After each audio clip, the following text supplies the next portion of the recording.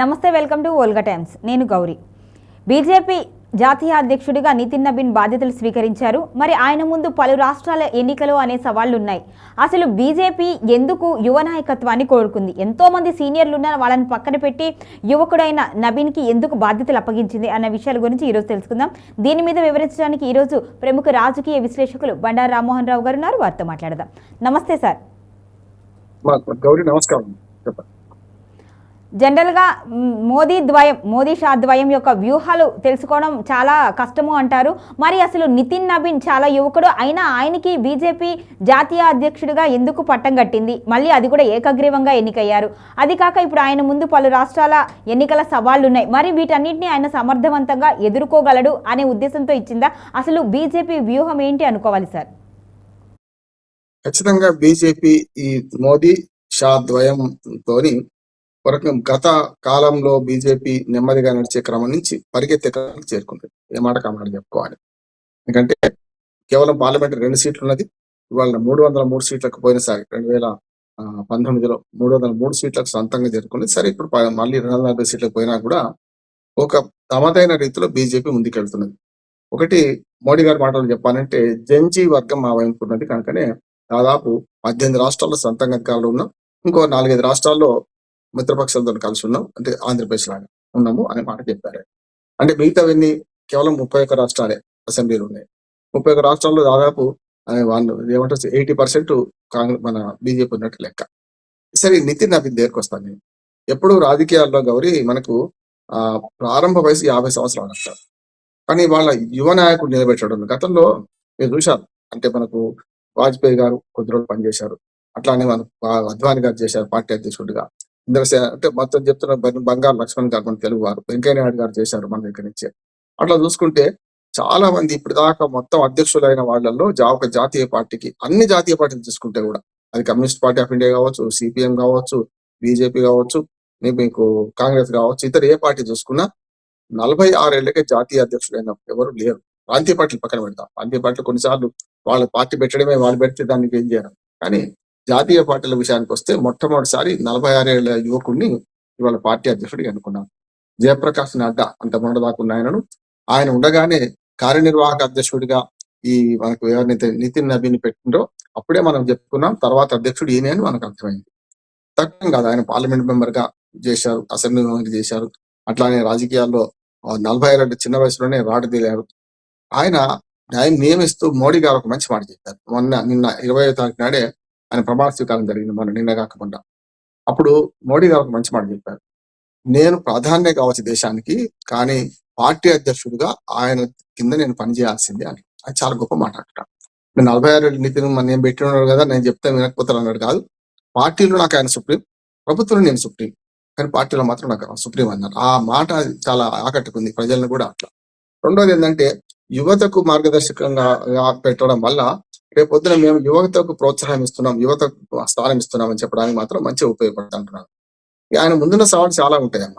అంటే ఆయన ముందున్న సవాళ్ళు ఇప్పుడు పువ్వు పుట్టగానే పరిమళిస్తుందా లేదా అని చెప్పలేం, కానీ చెప్పండి. పశ్చిమ బెంగాల్కి సంబంధించి జంజెడ్ మాకు అండగా ఉంది, అందుకోసమే మేము పశ్చిమ బెంగాల్లో విజయం సాధిస్తాము అని మోడీ కీలక వ్యాఖ్యలు చేశారు. సో ఆ నేపథ్యంలోనే ఇప్పుడు నబీన్ని పెట్టారు అంటున్నారా మీరు? దాని నేను నబీన్ పెట్టడం కారణం ఏంటంటే, యువ నాయకత్వాన్ని ప్రోత్సహిస్తున్నాను. జాతీయ నాయకత్వంలో చూడండి, మల్లికార్జున ఖర్గే పట్టుకొని నడవాల్సింది ఎవరన్నా పక్కన కాంగ్రెస్ అధ్యక్షుడు. కమ్యూనిస్ట్ పార్టీ అధ్యక్షులందరూ కూడా 80 ఏళ్ల ముసలోడు అయిపోయింది, చూస్తున్నాం 70 ఏళ్ల పైన ఉన్నాం. కనుక మనకి అటువంటిప్పుడు ఏ పార్టీ ఉన్నది? ఇంత చిన్న వయసులో మేము పెట్టామని నిరూపించుకోవడానికి పోటీ. అలాగే మహిళలకు, యూత్ కూడా మేము ప్రాధాన్యం ఇస్తున్నామని చెప్పడానికి రేఖా గుప్తానేమో ఢిల్లీ ముఖ్యమంత్రిగా పెట్టడం చూస్తున్నాం కదా. అట్లానే కొన్ని రాష్ట్రాల్లో మహిళా ముఖ్యమంత్రులు పెట్టుకోవడం చూస్తున్నామా.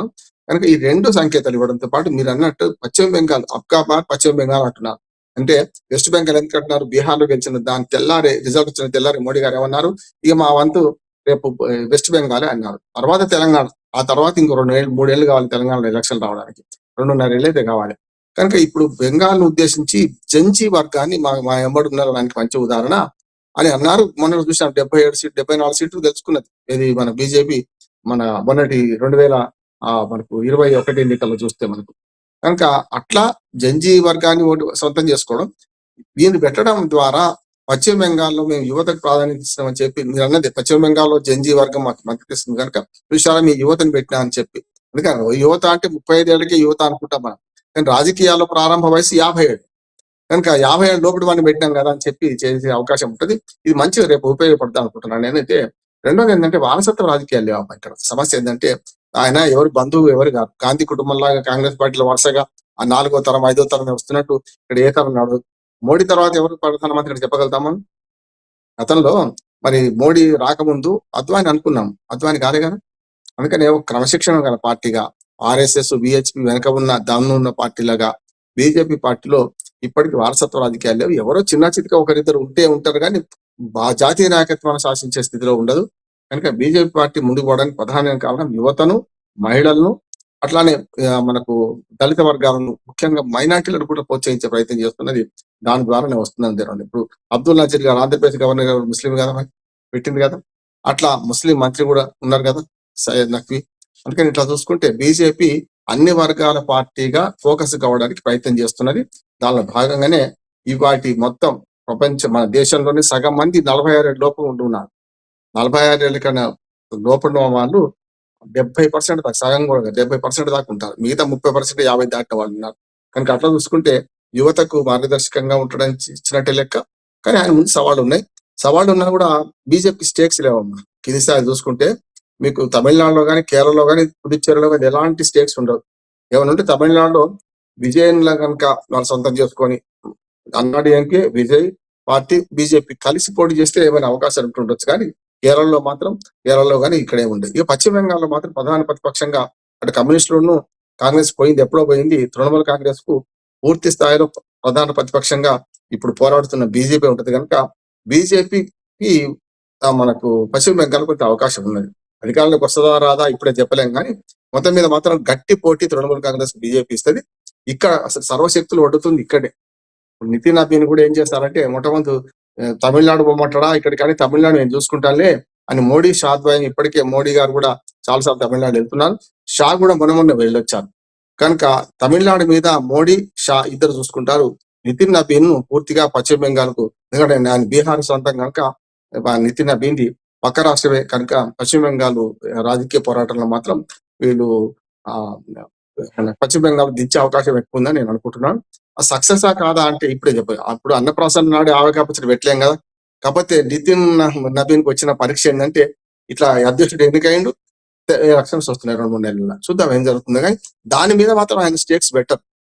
పని చేయిస్తారు ఆయనతో ఖచ్చితంగా. 2 సంవత్సరాలు ఆయన ఉంటాడు. ఇప్పటికే జేపీ నడ్డా గారి పదవి 2 సార్లు ఎక్స్టెండ్ చేయబడ్డది. కనుక ఈ కొత్త నాయకత్వం తెచ్చారు. కొత్త రక్తం, కొత్త నీరు పారాల్సిందే, పాత నీరు కూడా కలిసి పారాల్సిందే. అప్పుడు మాత్రమే సాధ్యం అవుతుంటున్నాడు. దాని సంకేతంగా, యువతకు సంకేతంగా, మహిళల సంకేతంగా అటు రేఖా గుప్తా, ఇటు నితిన్ నబీన్ పెట్టుకోవడం వల్ల కొంత పార్టీ ప్రజల్లో వెళ్లే అవకాశం ఇంకెక్కువ ఉందని అనుకుంటున్నాను.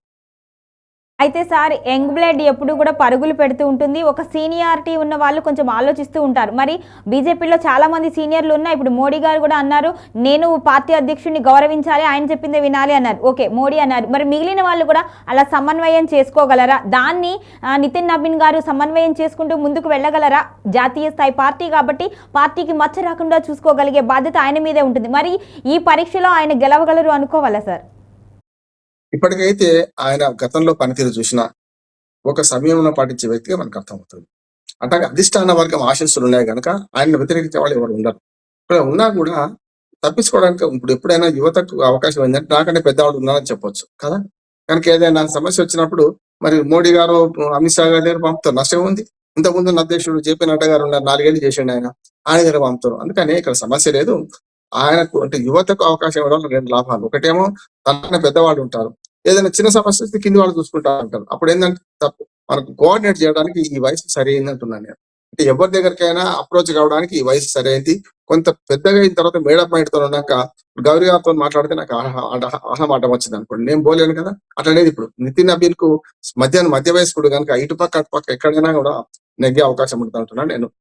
బీజేపీ కూడా ఆ ప్లాన్ ఆలోచించేసి ఆయన పెట్టింది అనుకుంటున్నాను. కాకపోతే ఎన్నికల్లో గెలిస్తే పదవి అని మాత్రం అన్నారు.